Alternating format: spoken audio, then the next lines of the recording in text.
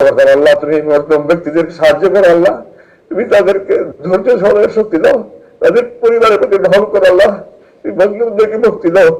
সারা রাত বিলাপ করছে, সারা রাত কান্নাকারি করছে, সারা রাত আওয়াজারি করছে, চিৎকার চেঁচামেচি করছে, এগুলো সহ্য করার মতো নয়। আল্লাহ যে আমার এখন মানসিক ভাবে সুস্থ রেখেছে কিভাবে আল্লাহর রহমত, আমি যে মানসিক ভাবে পাগল হয়ে যাইনি।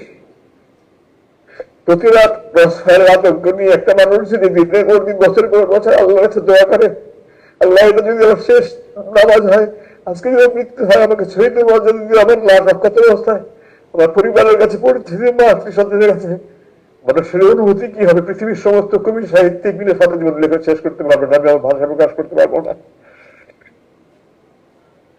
এত কিছুর মধ্যে আমি নিরাশ হইনি। কোরআনে আল্লাহ বলেছে লা তাকনাতু মির রাহমাতিল্লাহ, তোমরা আল্লাহর সাহায্য থেকে নিরাশ হয়ে না। হতাশা এসেছে, বিষণ্ণতা এসেছে, দিনের পর দিন খাবার খায়নি, মন ভেঙে একেবারে চুরমার হয়ে গেছে, আমি আল্লাহর সাহায্য থেকে নিরাশ হইনি। আল্লাহর সাহায্য থেকে নিরাশ হয়নি। আল্লাহ আপনাদের দয়ায় আমাকে এই শক্তিটা দিয়েছিলেন এবং আল্লাহর শক্তি দেওয়ার ফলেই এই ছাত্র জনতার এই গণবিপ্লবের মাধ্যমে যে বিজয় অর্জন হয়েছে, এরপরে আমাকে তারা মুক্তি দিতে বাধ্য হয়েছে। এই প্রসঙ্গে একটা কথা একটু গুরুত্বপূর্ণ বলতে চাই।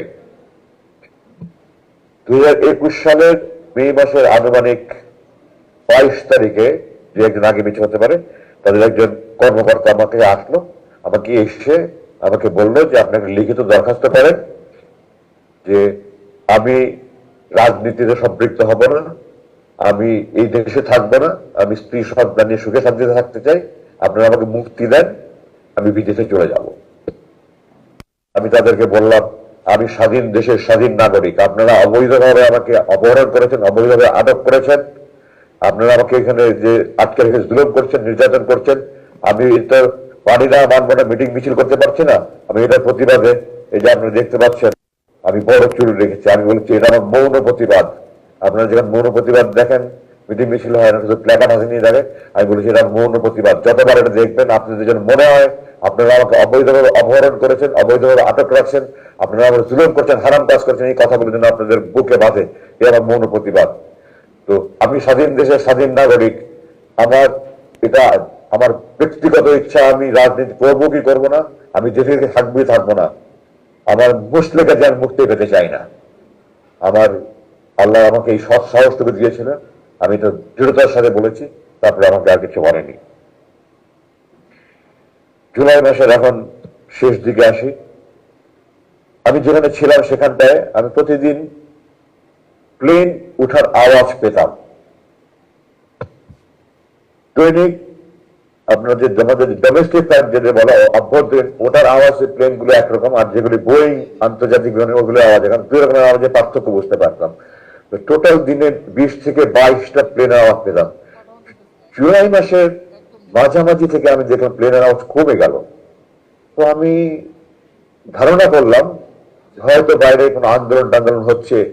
সাধারণত লাগাতার হরতাল হলে তখন প্লেনের চলাচল বন্ধ। আমি এই ধরনের একটা আলোচনা যে রাজনৈতিক হয়তো লাগাতার হরতাল হচ্ছে না, এই ধরনের কিছু একটা।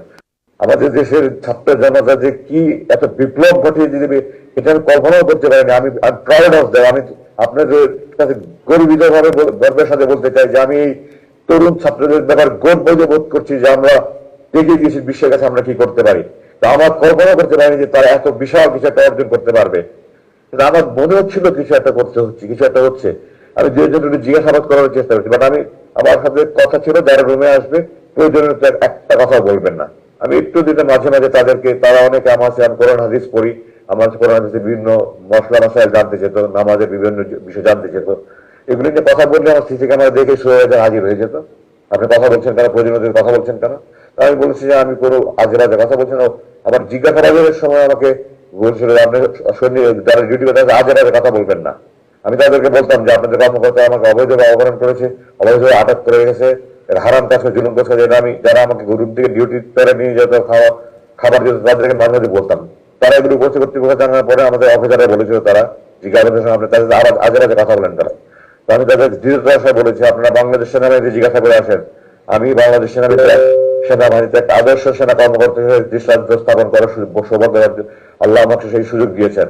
আজমি কোনো আজে বাজে কথা বলে না। আপনারা বলেন আমি কি একটা বাক্য বলেন আমি কি আজে বাজে, তারা তো এই কথা বলতে পারছে না, মুক্তি উচ্চারণ করতে পারছে না, আমরা অবৈধ কাজ করেছি, অপহরণ কাজ করেছি, এগুলো মুক্তি বলতে পারছে, খালি বলে আজে বাজে কথা বলবেন না। আমি বললাম কোনো আজে বাজে কথা বলবেন না, যা বলি আমি প্রয়োজনে কথা বলি। ওই সুপারভাইজার এসে বলে যে আপনি প্রয়োজনে কথা বলবেন না। আমি বললাম আপনার প্রয়োজন আর আমার প্রয়োজন তো এক না। আমি তাদেরকে আল্লাহ রসুলের কথা বলি, আমি আল্লাহ রসুলের কথা বলেই যাবো, আমার যদি মৃত্যু হয় তাও বলে যাবো, আপনার যা পারেন করেন। তারপরে শুধু বলুন না আপনি কথা বলেন উপরস্থ কর্তৃপক্ষ জানলে অসুবিধা হবে।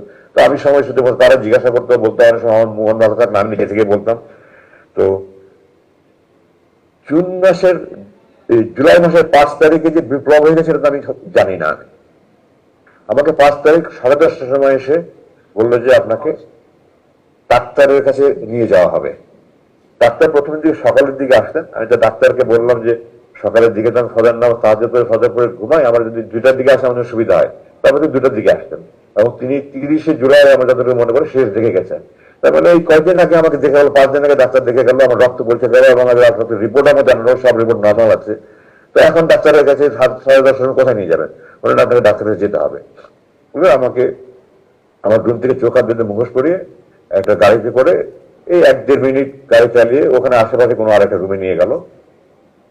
এখন আমি ধারণা করি যে ব্রিগেডিয়ার হাসান নাসিরের নেতৃত্বে কিছু সংখ্যক সামরিক অফিসার, কর্নেল হাসিনের মতো সাহসী সামরিক অফিসার, ব্রিগেডিয়ার হাসানের সাহসী যে অফিসার বোধহয় ওই কচু ক্ষেতে যে ডিজিএফআই আছে ওই অফিসের সামনে গিয়ে তারা চিৎকার চেঁচামেচি করেছে, আমরা আজমিকে চাই, আজমিকে চাই।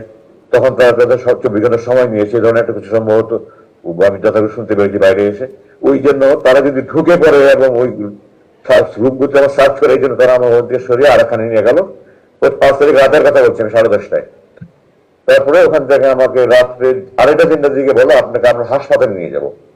আমি বললাম গত 8 বছর থেকে আমি আপনাদেরকে বলছি আমার দাঁত ভেঙে গেছে, আমার 2টা দাঁত ভেঙে গেছে, আমার কানে সমস্যা হচ্ছে, আমার চোখে ধর চশমা যেটা দেখছেন, আমি মুক্তির পরে ডাক্তার দিকে চশমা নিয়েছি, কিছুদিন পরে আমি চশমা পড়তে পারতাম না। আমি বলতাম আমার চোখে চিকিৎসা, স্পষ্ট বলবো আমার চোখে চিকিৎসা হবে না, দাঁতে চিকিৎসা হবে না, কানে চিকিৎসা হবে না, এখানে রেখে যা করা যায় করা যায়। ওনাখানে যারা ডাক্তার ছিলেন ওনার মেডিকেল স্পেশালিস্ট ছিলেন। আমার প্রথমে যাওয়ার পর যখন চোখ বাঁধতো এখানে আমার ঘা হয়ে গেল, তো একটা ওষুধ দিলেন, পরে এটা পুরো মুখ ঘা ছড়িয়ে গেল। যাই হোক পরবর্তীতে ওষুধ আমার ওই মুখে এখনো চারিদিকে অনেক সমস্যা রয়ে গেছে, চামড়ায় হাতে পায়ে চামড়া নানান সমস্যা হয়েছে। তো আমি বললাম যে এত 8 বছর আমি বলছি আপনার কাছে আমাকে হাসপাতালে নিয়ে যাবেন, হাসপাতালে নিয়ে যেতেন না, এখন রাত 3টার সময় আপনার হাসপাতালে নিয়ে যেতে কি কথা, বলে না যেতে হবে। তো তার যেতে হবে বলে তার কিছু উপায় চোখ হাত দিয়ে আবার মাখুস করে এক ঘুমিয়ে করে যাচ্ছে যাচ্ছে যাচ্ছে রাত 15-3টার দিকে যাচ্ছে যাচ্ছে যাচ্ছে, আর শেষ নাই। তো আমি বললাম যে ঢাকা শহরে কোনো হাসপাতাল এত দূরে না, আপনার কোথায় হাসপাতালে নিয়ে যাচ্ছেন? জবাব দিল না। তারপরে রাস্তা ভাঙাচোরা। বললাম যে ঢাকা শহরের রাস্তা তো এত ভাঙাচোরা না, আপনারা কি আমাকে কোথাও গ্রামের দিকে নিয়ে যাচ্ছেন নাকি?